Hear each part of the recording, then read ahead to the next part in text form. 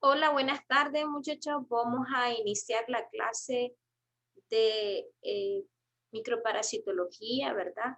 El tema de hoy teníamos en plataforma que vamos a abordar eh, trichuris trichura. Vamos a ver ese tema para la próxima semana. Vamos a ver los enterobios verbiculares y lo que van avanzando conforme en los temas de parasitología. Recordemos que estos temas, hay muchos parásitos, ¿verdad?, que debemos de conocer en la selección de los elementos. Sin embargo, no los vamos a abarcar todos, solo vamos a abarcar los más importantes. Cuando concluyamos con la astenia y hablar sobre cisticercosis, vamos a empezar a hablar sobre la prevención y las formas de contagio de estos tipos de parásitos. Además, vamos a ver cómo prevenirlos y también hablar de un poco de los artrópodos, que son conceptos, o mejor dicho, artrópodos o insectos que pueden transmitirnos enfermedades como el zancudo en el caso de la malaria, como las moscas en el caso de la leishmaniasis, que ya la habíamos abordado, y también vamos a conocer sus formas de reproducción de estos insectos. Y por último, vamos a ver un tema de inmunología, donde abarca la importancia que tiene la defensa de nuestro organismo ante todo este tipo de agresión, específicamente de bacterias, virus, hongos y parásitos. La microbiología, recordemos que es bien amplia y debemos de conocer lo más importante para luego poder enfrentarnos con nuestra carrera a los diferentes casos que se presentan en las unidades de salud. Entonces, para iniciar, vamos a compartir, ¿verdad?, la presentación de Trichuris Trichura.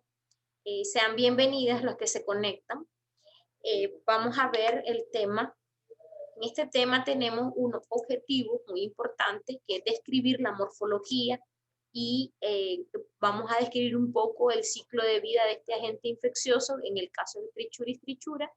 También vamos a identificar los signos y síntomas causados por este parásito y vamos a describir un poco sobre el tratamiento y las dosis necesarias que requiere el paciente para contrarrestar este tipo de parásito. También vamos a conocer epidemiológicamente la distribución geográfica, que es de gran importancia saber cuáles son las zonas endémicas de este parásito, para nosotros también de ahí sacar la prevención. ¿Me escuchan bien?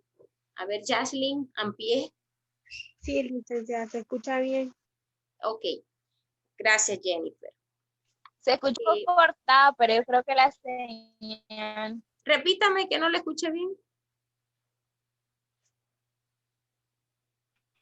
que se escucha un poco cortado, pero yo creo que es la señal. Ah, está bien. Sí, la verdad es que esta lluvia ha entorpecido, ¿verdad?, todas las, eh, las líneas, y creo que está, vamos a ver, que no se me... Ok, entonces vamos a hablar un poco de historia sobre este parásito. Este parásito se describió por primera vez, ¿verdad?, en 1761 y eh, el científico que la describió por primera vez, él hizo o dibujó morfológicamente, y este señor fue el químico alemán Roederer, que fue el primero que descubrió la forma peculiar que tenía este parásito. Si observan en pantalla, sus huevos en forma de un balón de fútbol americano, y su trofozoito o su parásito adulto tiene forma de un látigo, y que va a diferenciarse siempre entre el macho y la hembra. El macho va a ser un poquito más pequeño que la hembra siempre va a ser un poco más grande, Y después de que él describe su morfología, lo presentó visual, una presentación visual de los gusanos como Trichuris trichures y le dio esta asignación. Él pertenece al género de Trichures, de una familia de tricocéfalos, y la especie son Trichuris trichura. También se han clasificado en el reino de los animales porque ya se pueden observar estos parásitos y se pueden llegar a entender que como son macroscópicos se asigna como animales pequeños. Su filo va a ser de los nematodos, es originario de los nematodos en su clasificación. También tienen una clase de adenofilo y la orden Trichuris, la familia es Trichura, y el género es Trichuris y su especie es Trichura.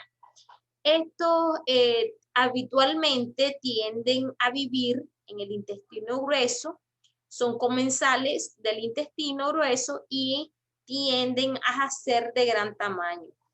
Pueden causar diversas patologías y se le dice que están dentro de los parásitos llamados tricocéfalos.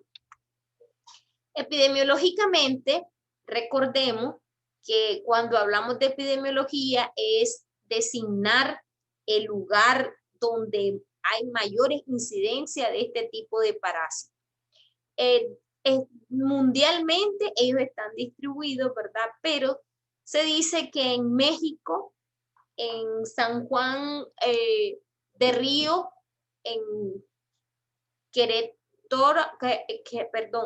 Querétaro, además en Campeche de México, ¿verdad? Esta es una zona muy endémica de ese lugar, se han encontrado altas incidencias y la prevalencia con mayor frecuencia va a ser en zonas tropicales y suelos muy contaminados. Ahorita con esta lluvia tienden a llevar mayor incidencia de parasitosis, tanto por las personas que se encuentran en albergues como en los suelos, que es donde se encuentran normalmente la mayoría de los parásitos, y con las lluvias pueden ser arrastrados y llevados hasta los diferentes tipos de cultivos que luego llegan a nuestras casas y nos podemos contaminar.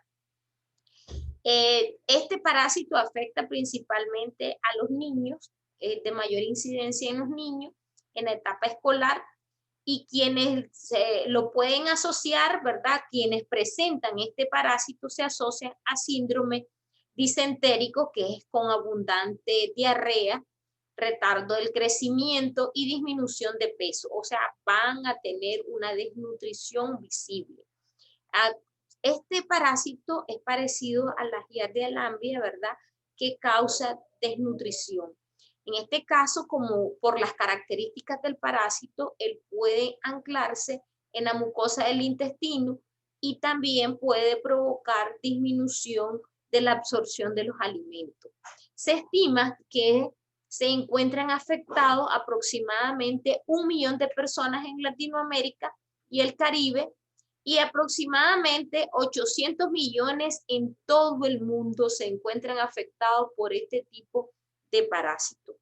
Este parásito ocupa el tercer lugar a nivel mundial sobre las parasitosis intestinales causadas por helmintos y nematodos.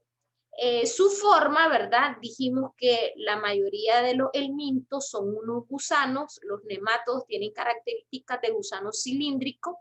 Este parásito, la Trichuris trichura, es un gusano alargado en forma de látigo, presentan extremos anchos y pueden medir aproximadamente de 3 a 5 centímetros de largo.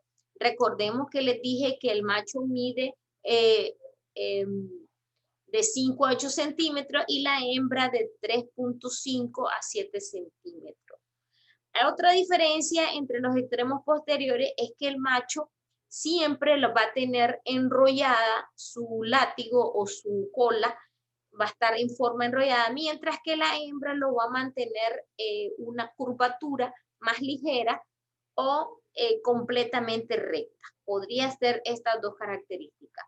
En la forma de los parásitos, ¿verdad? En el huevo específicamente, él tiene una característica en su extremo, unos tapones que semejan a un balón de fútbol americano. Su ciclo de vida, recordemos que en nuestro objetivo dijimos que vamos a describir brevemente el ciclo de vida de las trichuris trichuras, y este ciclo inicia cuando el humano se infecta con los tricocéfalos o con las larvas de trichuris trichuris, o bien con los huevecillos provenientes del suelo contaminado de las heces de los humanos. O sea, si una persona tiene parásitos, deposita las heces fecales en el suelo, entonces él va a poder contaminarse de este tipo de que se haya contaminado tal vez los alimentos, o bien se le cae algo sobre donde hubo heces fecales con este tipo de parásito. Y una vez que se introduce en nuestro organismo a través de vía oral, los huevecillos se van a incubar en el intestino delgado, donde las larvas dan origen a adultos inmaduros. Primeramente, ellos van a invadir el intestino delgado y algunos se van a quedar penetrados por su colita o por su forma de látigo en la mucosa intestinal del intestino delgado, y va a provocar disminución de la absorción.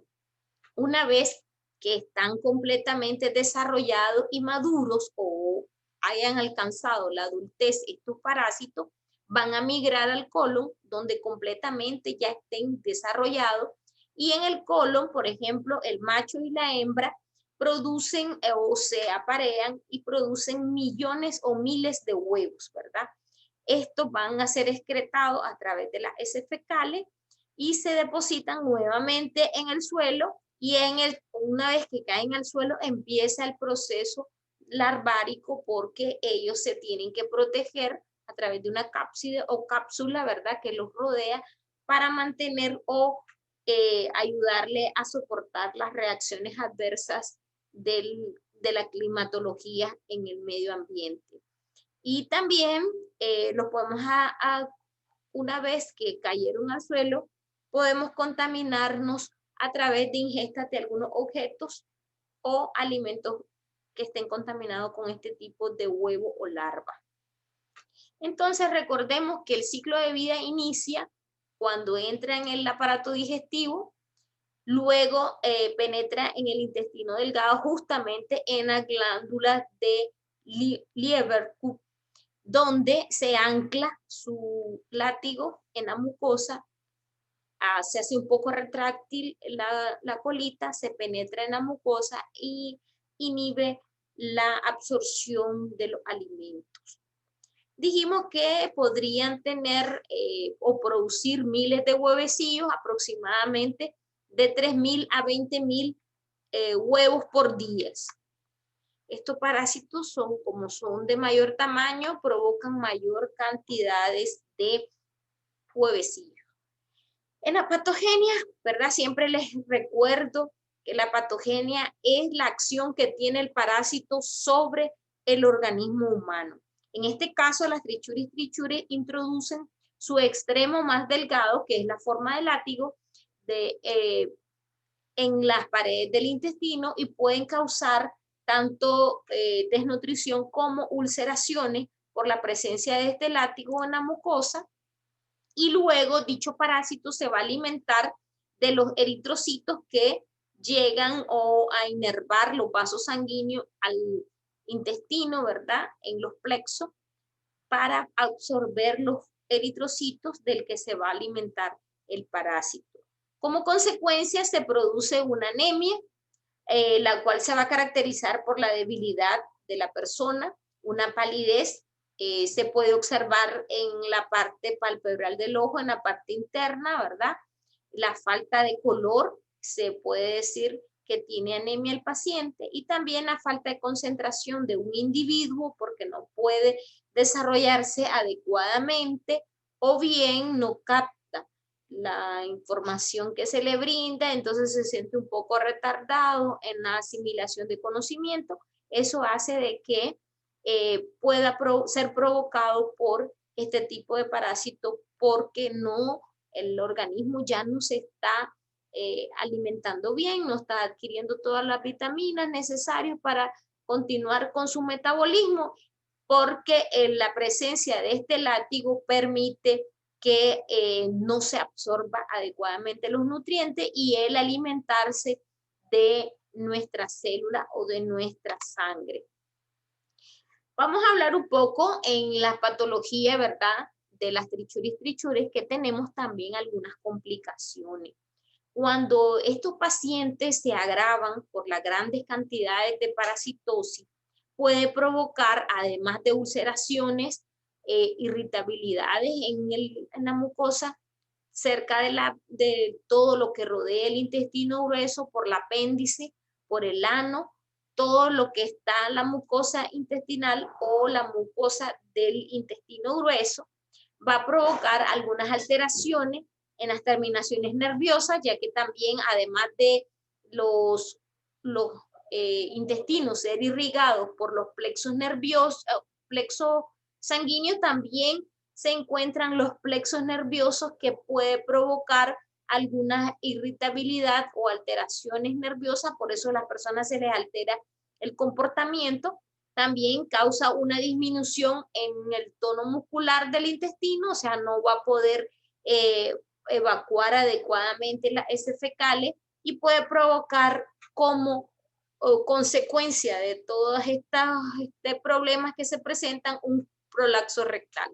Esto puede estar junto al intento del huésped de evacuar y hace fuerza porque siente el deseo de quedar en el baño y hacer fuerza, y de tanto esto puede provocar el prolapso rectal.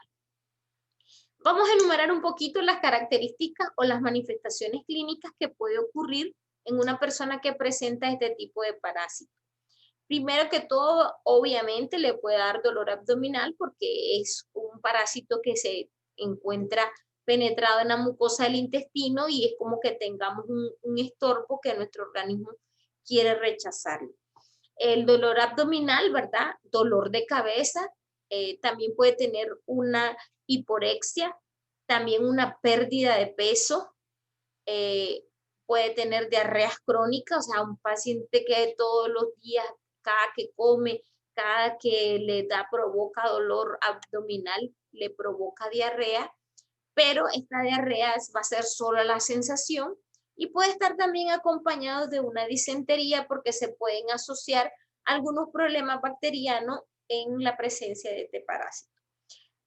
Por último tenemos, ¿verdad?, las características del pujo, del tenesmo, que el tenesmo es el deseo de ir al baño, el prolapso rectal, que va a ser la salida del ano fuera de su lugar, ¿verdad?, del orificio del ano, se va a salir el intestino o parte del intestino y a eso se le va a llamar prolapso rectal.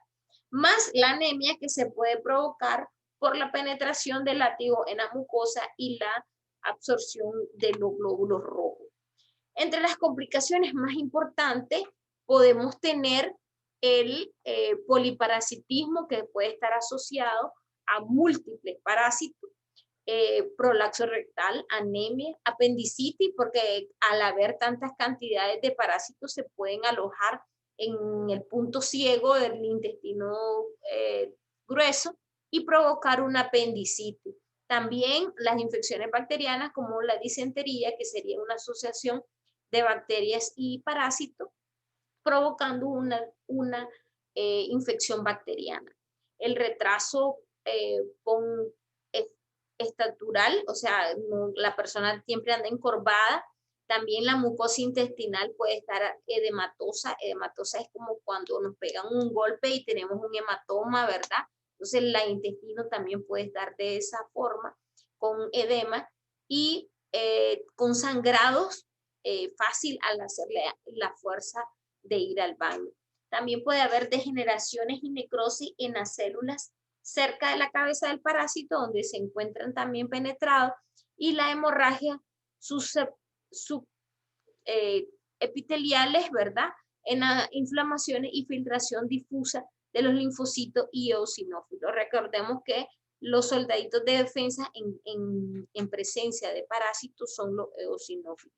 También de una déficit cognitiva en los niños escolares, ya que no van a captar adecuadamente la información que se les presenta en las clases y ellos pueden empezar a presentar retardos mentales. En el diagnóstico siempre se va a hacer con un examen general de ese, tratándose de parásitos intestinales, se debe utilizar las heces fecales, buscando la presencia de huevo. Se realizan métodos de concentración para conocer la carga parasitaria, y también en estos nematodos adultos se observan cómo la técnica del tamizaje de heces, ¿verdad?, del rectosigmoidoscopía o colonoscopía son de vital importancia para diagnosticar este tipo de parásitos, ya que como no van a ser expulsados por las heces fecales los adultos, porque están penetrados en la mucosa intestinal, entonces puede que se reporten una parasitosis masiva asociada a eosinofilia o a eosinófilos en sangre. Vamos a hablar un poquito del tratamiento que debemos de tener para este tipo de parásitos. Si yo bien les he recordado que los parásitos, los unicelulares o protozoarios se pueden atacar o eliminar con metronidazol. En este caso no es el mismo tratamiento, se le debe de aplicar albendazol para eliminar este tipo de parásitos. Al inicio, ¿verdad?, las clases yo les decía de que parasitología es bien complejo, todavía no se ha descubierto una vacuna que nos pueda proteger contra un parásito, pero también debemos de tener cuidado en el uso de los medicamentos, ya que puede provocar altas intoxicaciones por las cantidades o la dosis que se deben de aplicar en estos pacientes. Evidentemente, ¿verdad?, la comunidad global debe consumir o conducir a un programa paralelo para investigaciones y desarrollo antihelmintiasis, colocando técnicas de diagnóstico y vacunas, así como de expandir los programas para inducir a la educación de salud, servicios básicos eficientes en las zonas endémicas. ¿Qué recomendaciones les vamos a dar a los pacientes que probablemente tengan este parásito? Primeramente, le debemos de recordar que a la hora de tomar agua debe ser tomar agua segura, puede tomar aguas purificadas, ¿verdad? También eliminar las excretas en el sanitario, no dejar nada ahí que se vaya a proliferar, y dar educación continua a través de campañas. El MINSA de visitar casa a casa puede optar, ¿verdad?, para facilitar la dosis correcta y los mecanismos de prevención en este caso de trichuris trichura. También se debe de evitar la ingesta de tierra o alimentos contaminados y que a lo mejor hayan hecho sus deposiciones y estén cerca de algunos plantíos. Debemos lavarnos las manos antes y después de ir al baño, de preparar los alimentos o de consumir algunas verduras crudas. Bueno, hasta ahorita, ¿verdad?, hemos concluido con el tema de trichuris trichures. Espero que hayan comprendido un poco sobre este tema. A ver, Fabio Vega, ¿qué me dice que entendió usted en el ciclo de vida de las trichuris trichures? ¿Cuál es lo más importante que podemos decir de esa fase? A ver, Fabio.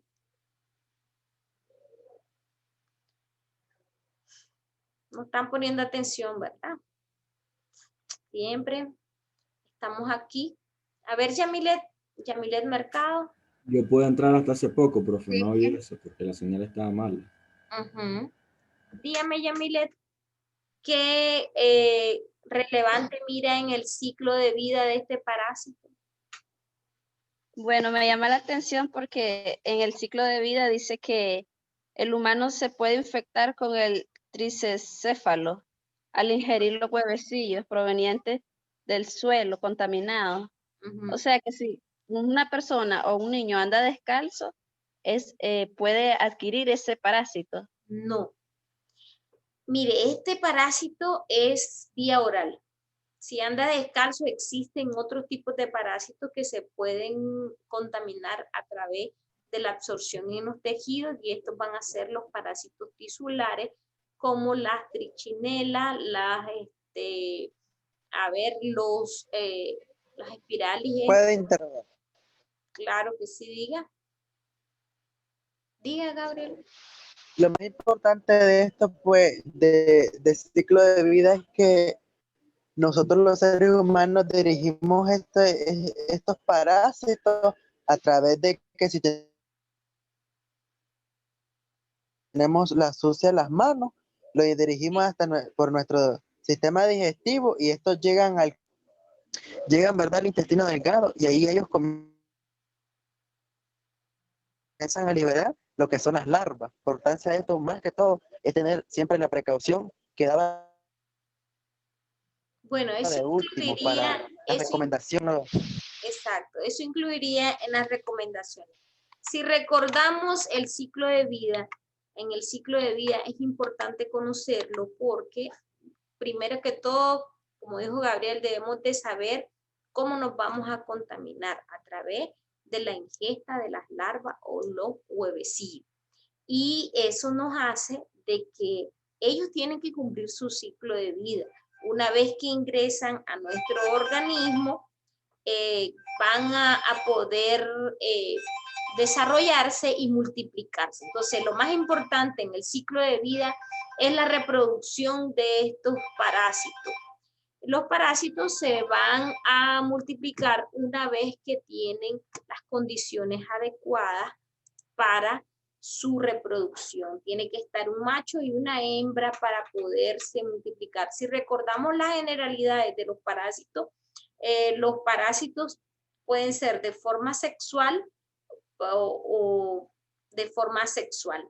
La sexual siempre, en el caso de los helmintos, tenemos macho y hembra. En el caso de los protozoarios, tenemos la gemación o bipartición para la reproducción de estos parásitos. ¿Alguna pregunta que tengan, muchachos? Doctora, ¿Sí? una pregunta. Conforme a la enfermedad que se da a través a través de lo que es la trichiuris, cuando la persona va demasiado al interior y el intestino se sale de su parte inferior, ¿Sí? ¿qué sería en esta circunstancia cuando el ano Tiene está que ir, afuera? sí. Cuando ocurre un prolapso rectal, tiene que ir al hospital y le van a hacer una cirugía. Regresar el ano a su posición normal. O sea, nosotros no vamos a hacer absolutamente nada, no tiene que llevarlo a emergencia y explicarlo. Entonces, el médico va a contactar si fue por mucha fuerza que hizo causado por un parásito o bien por algún problema que tenga. Pero sí, cuando se ocurren estas complicaciones, lo más ideal es ir al médico. ¿No? Explicando lo del trichuris. Ajá. Guardar esa en el mueble. ¿Cómo dice?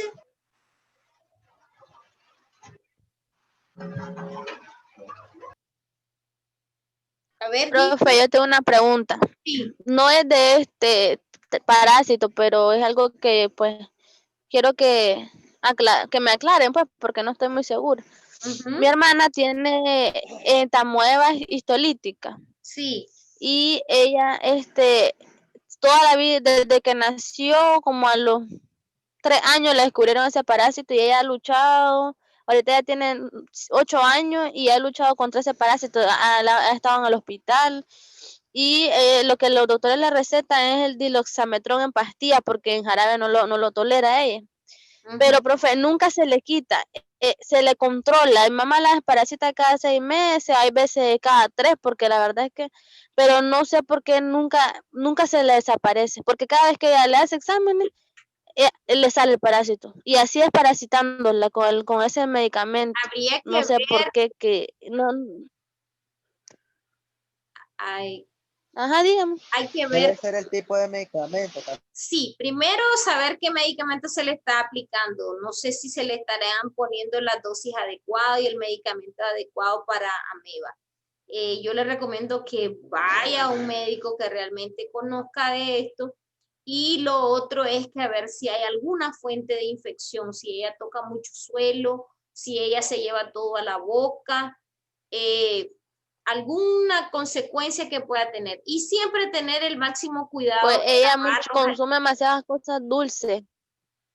Sí, pero tiene que haber contaminación con este tipo de parásito para que ella reincida, a menos que el medicamento no se lo haya completado adecuadamente y ella tendría que cumplir la dosis adecuada. Lo mejor es que vaya a un pediatra donde el pediatra le indique los adecuados. Mire, yo le recomiendo que revise en la teoría cuáles son los medicamentos, que casi siempre es metronidazol, ¿verdad?